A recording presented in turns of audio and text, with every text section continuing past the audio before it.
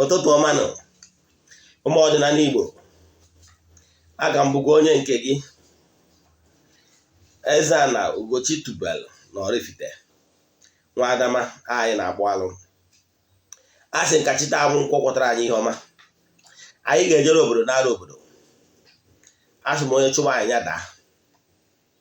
A sị na kakaka anyị amaghị jijiji anyị amaghị. Ife ọma ka m na-asị ka o meela anyị, ma nwoke ma nwaanyị.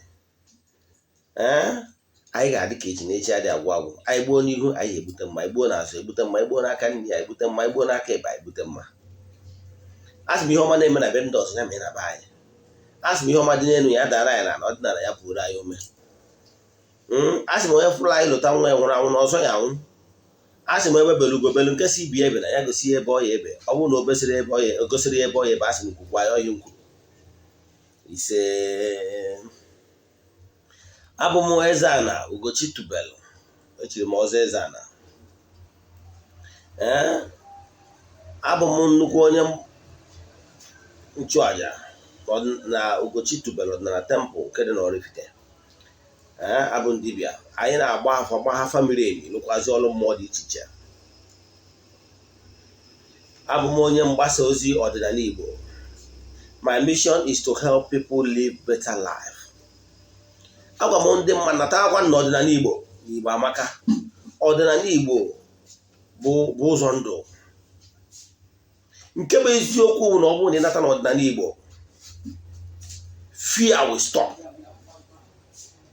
You will know that nobody can kill you.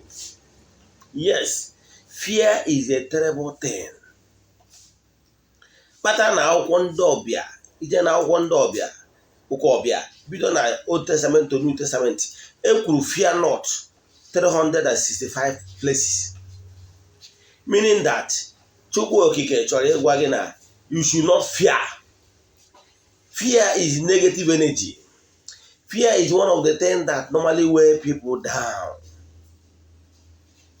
Nkụzi n'isi ụbọchị taata bụ Agburum. The importance of Agburum. Nya ka m chọrọ ịkụzi n'ụbọchị taa.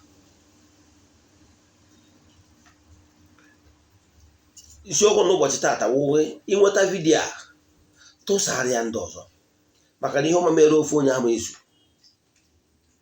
Ana m agụkwa ụfọdụ tempụl ụtụtụ taa, agụgụ m ụfọdụ na tempụl n'isi ndị enyi m niile, ndị niile anyị na-arụrụ ọrụ mmụọ dị iche iche. Na-agụkwazi ọfọ n'isi ndị niile na-agụ ọfọ 21 days kwuru ka a na-agụ.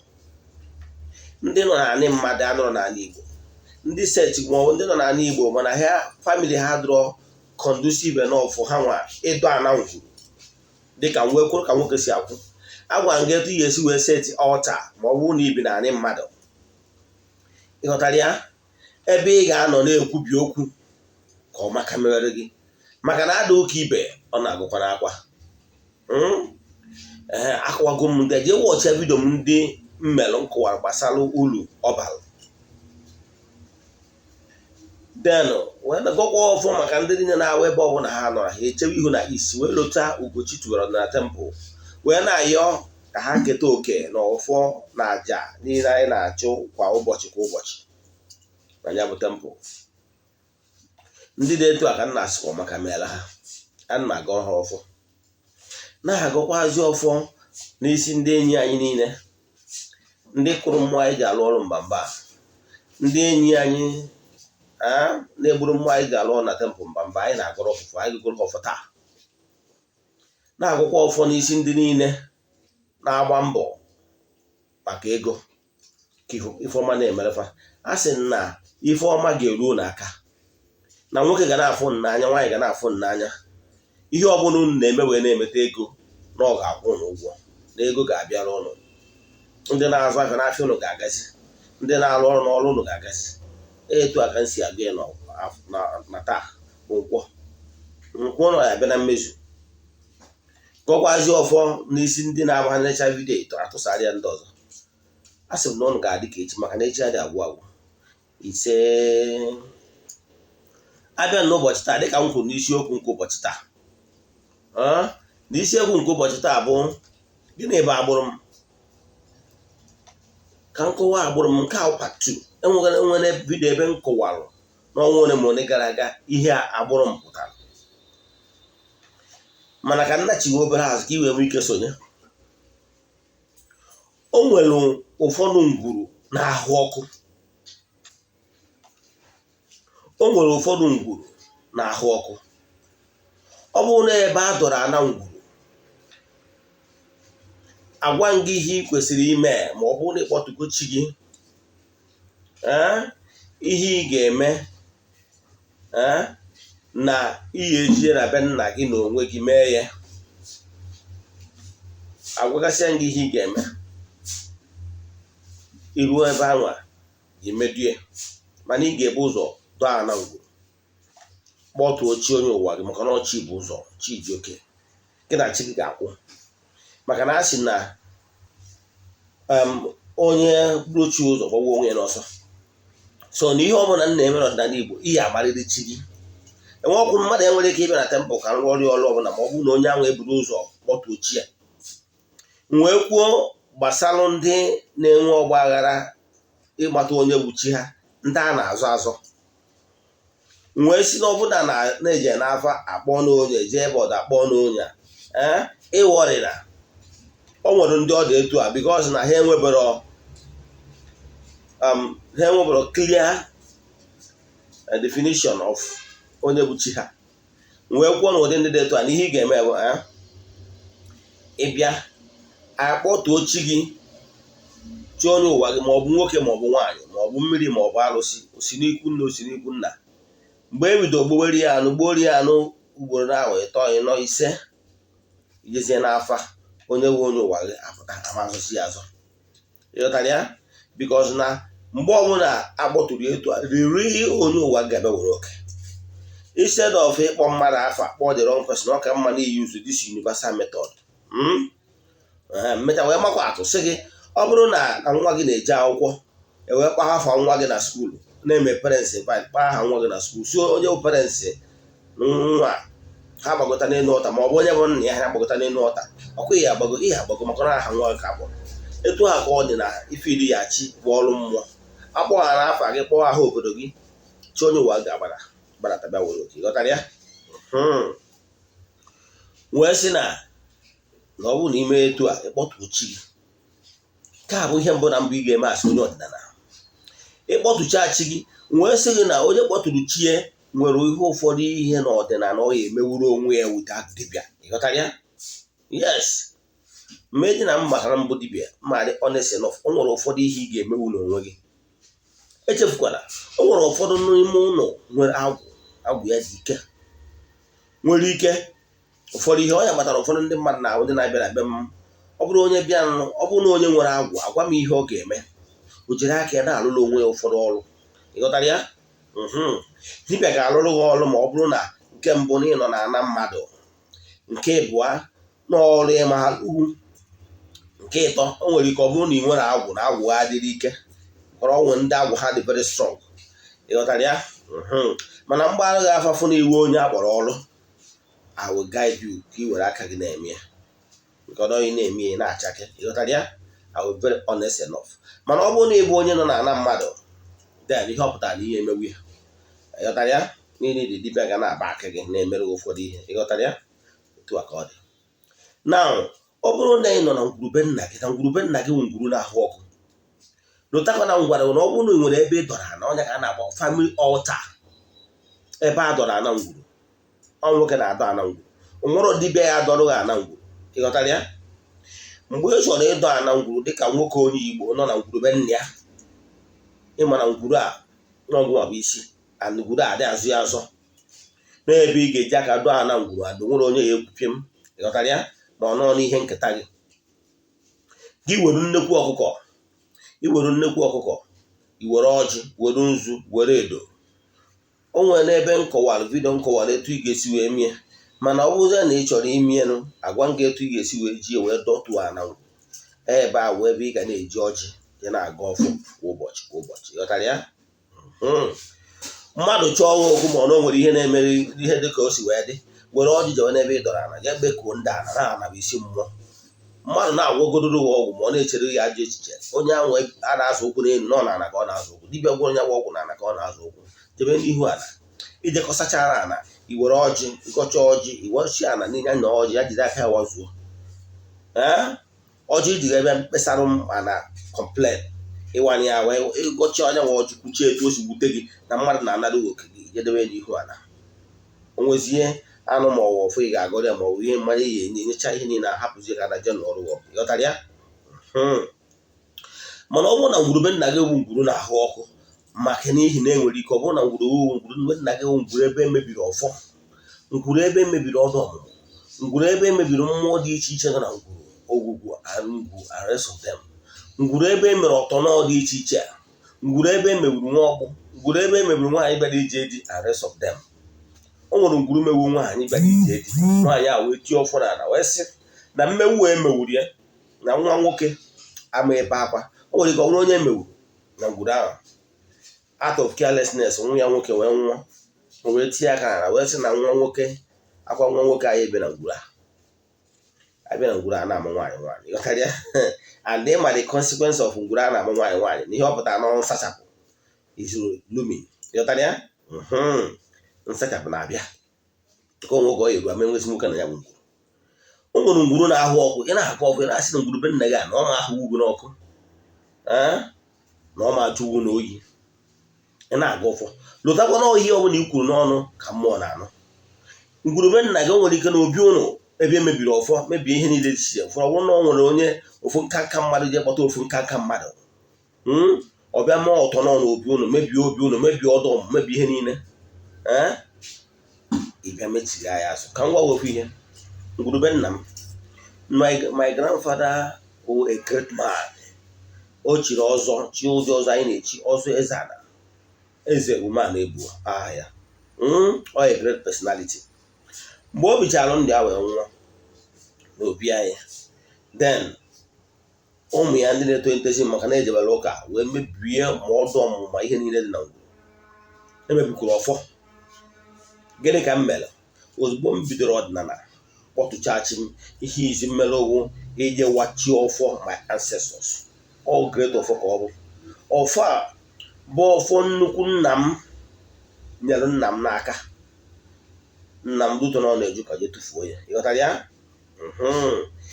Nna m gwakwara m maka ya mana o nwere ihe anyị were ihe mgbe a gwara m maka ya maka na anyị na-eje ụka mgbe ahụ. Mana mgbe m bido ọdịnala ji a na-afa agwụ afa si nkere ọfọ a na-ana m wee je gwọchie ya ọfọ, ọ nnukwu ọfọ maka na ọfọ nna ya nyere ya mgbe ọ na-achọkwa ịnwe wee nye my father. So nje wachi ọfọ anwa, ọfọ ahụ one of the big ọfọ nji arụ ọrụ na temple taa, ọfọ nji eme dibịa je wachie that ọfọ ahụ my ancestors ọfọ ịghọtara ya. Na-arụ ọrụ mmụọ tiri ike ana m eje ebupụta ya ka ofu sinsi ahụ nwachiri ọfọ anwa enwe ọzọ ihe eme na m gbara afọ ọbụla asị na-ama ọfọ ịghọtara ya. O wee bụrụ na ọdụ ọmụmụ dị na be anyị na-emebiri ya na-eje n'afọ ọdụ ọmụmụ na-apụta ndị ahụ ihe na-emenụ mgbe m ebidoboro dibịa, mgbe m ka na-ahụ onye ọdịnala, mgbe m return back to my root. Kere ihe m mere, ngwuru ndị bi na ngwuru bụrụ na ndị ụka ndị eriri eri ha jebere ụka ha alụgo mpịawa azụ karịrị ha alụkọtaghị ọlụ ezinụlọ. Mana dụtọ na nna nke m nwa obere nwa anyị buru obi. So mmanụkwanụ na ndị nọ n'obi a nwere interest isi ka ha mee ihe ha kwesịrị ime. So gịnị ka m mere? Je gbachaa afa mbịa akpọtugharịa ọdụ ọmụmụ back na ngwurube nna m maka na abazi na ngwurube nna m nwa bụ dị ọkpara tụọ mụ nwe ngwuru nna m anọ ọkụzi akpọtụzie ọdụ ọmụmụ back na ngwurube nna m. Ejerozi nje mebe n'obi ịghọtara ya, ejerozi nje mebe n'obi kpọtụ ya na be nna m. Today there is peace. So ndị a nwezi anwere ka chinchi ịghọtara ya. Ihe niile a na-aga eji nwa ha wee na-emetụsi ihe niile anwa dị na ngwuru wee jụrụ oyi. Ihe ọma niile m chọrọ ka ọ na-eme nwetago ihe niile ntinye n'aka ọ na-aga bụ everything na-aga a na-eme ife ego egwu ọma na-agụ na ngwuru. Ndị mmadụ onye pụtazie na ngwurube nna m na-ọsị ha Eze-Ana Ugochi tubelu na ngwurube nna gị na-eme ọfụma. Ọ bụrụ sọ na ngwurube nna m na-eme ọfụma, that is ma nwanne m nwoke, we are all doing fine. Ya ndị ahụ nọ na ngwuru ha ka na ọkwa na-abatụrụ their challenges maka na ha refusiri ime ihe kwesịrị ime. So onye na-achịkọwarụ maka agbụrụ m, ọ bụrụ na ngwurube nna gị ngwuru ebe a gbagoro afọ wee gwa gị na emere ọtụrụ na ngwurube nna gị, then ọ bụrụ na gị nwa na onwe gị n'inwego ana obi nke gị na ị nwere ike ịnọ na ngwurube nna gị, ọ bụrụ na ịgwa the larger family da not interested ma ọ na-efu nọ ndị ụka eriri eri, ijiri aka gị medo nke dị na be gị like nke m nwa mgbe m nwachiri ọfa adara m onye ọ na permission maka na nna m ka e nyere ọfọ, nna m tụfuo obichigoro ndị ya nwụọ, anaba ya ọfọ mere ya ọnwụọ, m nwa na onwe m orumụa ma ọnọ mwa ụdị ọbara kpọtụzie ya ngwu na-ekwu denụ na ụmụnne m ndị na-eka na-eje ụka mana ndị jụrụ aja ekwere ga ekwere mmụọ na-eme ọrụ mmadụ na-eme ịghọtara ya. Use my veto power as the first son kpọtue na ọmụ nwe gburu ọ dị oduru mma ọdụ ya mmanya tupu ịghọtago kpọtue na ndị jụrụ ajụ ekwere ga ekwere ịghọtara ya. So ọ bụrụ ya, so maka na onye bụ igu ka ewu na-eso apụta ka ihe niile a mesịara udochia fere mma mebe mmesịa kpọtụ ọdụ ọmụmụ jụrụ oyi. So onye na-achịkọ mana ọ bụrụ na ngwurube nna gị na ọ bụrụ na ị nwere ana obi ebe ị nwere ike imezi ụmụ ihe niile, ọ bụrụ na emebiri ọdụ ọmụmụ kpọtụ ọdụ ọmụmụ na ngwurube gị mezie ihe dị n'ọdụ ọmụmụ ka idewekwa ude ha dị oke ibe na ọ na-agụ agwa ọgwa na ọdụ ọmụmụ adụrụ na ịnwere ngwuru aka nke gị ị bịa na ndị na-etu aka na-eme ihe a na-agba agbụrụ m. Agbụrụ m bụ maka onye bụ na ngwurube nna ya na ndị nwe obi maọbụ ndị ọ dịrị first son maọbụ ndị ọ dịrị imezikwa ihe dị na ngwuru emebiri emebi n'ihi na agwa ha na-akụnaba ndị azụ ebezina ihe ị ga-eme bịa ime ga agbụrụ m gbụpụghị na ya bụ mmetọ emetọrọ ihe ọdịnala dị na ngwurube nna gị nke nwere ike ọnwụ na-eme unu eje anana. O nwere ngwuru ị ga-eji a na-enwe ọnwụ ike ụfọdụ ara akarị 60 years nwa ogwuru ya abata ọwụrụ accident enwegasị na nwa nke onye nke nwụrụ na accident onye nke nwụọ stories. Nwe ngwuru ị ga-eji a na-amụ amụ nwoke ọnwụrụ amụ nwaanyị ọnọdụ. Nwe ngwuru ị ga-eje so many things a na-eme. O nwere ike gbawa family emi ọ bụrụ na ọdụ ọmụmụ emebiri mana o nwere ihe mebiri na ngwuru ịghọtara ya. O nwere ngwuru dị iche iche na pass many things. E nwere ngwuru enwere downfall ha dị aga n'ihu. Onwe nke mee ka okwutetara ube ndụ akwatuo ịghọtara ya. So ihe a dị eme na nkịtị ịgbaji na nkịtị wee na-aja ụgwọ onye riri eri na-eje night vigil na-eje year of my breakthrough ya enwere ike last 1998 ya year of abundant blessing ijere nothing ine na 1999 sorry 2019 ijere year of breakthrough nothing year 2010 sorry year 2020 email my year of extravagant breakthrough just like nothing year 2021 is about to end in few months time. Ijekwalo my year of supernatural and call them in my supernatural and abundant blessing. Nothing. Ịmara na ihe abụrụ ihe na-ejeta na vigil. Ịmara na nke abụrụ ihe na-amụta n'anya abalị. Ịmara o doro anya na mpịawa azụ a na-apịawa gị abụrụ nke ihe ejeta na I cast and band. I cast, I band. Yet nothing. Nwanne receive common sense. Oge erubo n'oge ya nta n'ọdịnala. Ka ịfụ na ihe niile anwa years of wasted years ị na-eme cast and band na bind na cast ịfụ na wasted years. Nwanne m Eze-Ana Ugochi tubelu esego m mee casting and binding, esego m hold na seminar crusade on mgbe m na-eje ụka ọbịa, esego m mee program na Anambra Broadcasting Service defending church teachings and doctrines. Mana ihe niile ahụ mpịawa azụ niile a continued till so n'ezi ozi ọma na moto enwetara ya na agwa na-eme money crime. When I was a Bible scholar mechi ihe niile a gịnị mere mpịawa azụ continue till na mgbe mbịa made the needful. Kedu ihe the needful? Chigata na ọdịnala, chigata back to my roots. Today, ana m enwe aṅụrị na-akparị amụ ma ọ bụrụ ndị ọka ịda nna akọwara gị ife ọma na-eme ihe ọ bụla m chọrọ ya ka m na-enweta. Whatever I ask ndị ana ndị nna nna m ha eme ya because know why? Ana m enye ha oke ha. They are proud of me. And that's all the success I'm experiencing now. You experience it too. Ma ọ bụrụ na ị mere this for. Ọ gwaghị uji onwe gị. Ọ bụrụ na ya larger family na ị na-agwa ha ka ha mee ihe kwesịrị ime na ha ekwesịrị ime na ha emere ya n'aka nkeka bịa today bịa tomorrow. Nwanne gburu onwe gị. Nwanne ọ bụrụ na ị nwere ala obi nke gị mezie onwe nke gị. Gwa ha na any tie, spiritual tie that is connecting you and these people have been broken. Onye alachara ọnụ ya o gwere alachara ya. Udo dịrị ụnụ. Ka m kwụsị ebe a ka bido vidio ghara ito ogologo. Ị na-erecha vidio a tụsara ya ndị ọzọ maka na ị nwere ike isi some souls ndị ka na-ehi ifu, ndị ka na-ejegharị anyị na-ebugharị nkara ọnụ mmiri nsọ na anointing oil ndị eriri eri nata na ọdịnala Igbo ụzọ dị nke bụ eziokwu na one question mere m kwenzi years back m batara ọdịnala. Fear. You will conquer fear. You will conquer fear. Ị bụrụ onye ka na-atụ ụjọ na mmadụ ga-egbu gị atụzina. Mgbe m agbata m n'ọdịnala I was in Abuja doing very well. I'm the CEO Noble Success Computers then. I refused to build anything in my father's compound. You know why? I'm afraid of evil men that they will kill me. What I did is I went to Oba, I bought a land. I went to Ojoto, I bought a land there. My mission then is instead of Ijeben na mjeba Christmas. When my family about Christmas no Ojoto, I got you back to Abuja. Even na boss on the nati. One day, Gamonte, yes, go on any man. I did about and not you also. Ana Kadohana. Egotalia?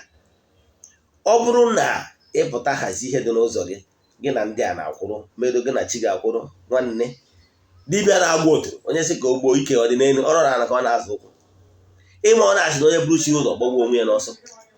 Ndị Igbo tụkwa ịnụ sị na ọ bụrụ na chi onye adịghị n'izu na isi na-acha ya awọ a great gray hair, meaning ọ bụrụ na any evil plan against you, if your chi does not permit it, if your chi says no, this is my son, I'm proud of him, nothing will happen to you. Do you get?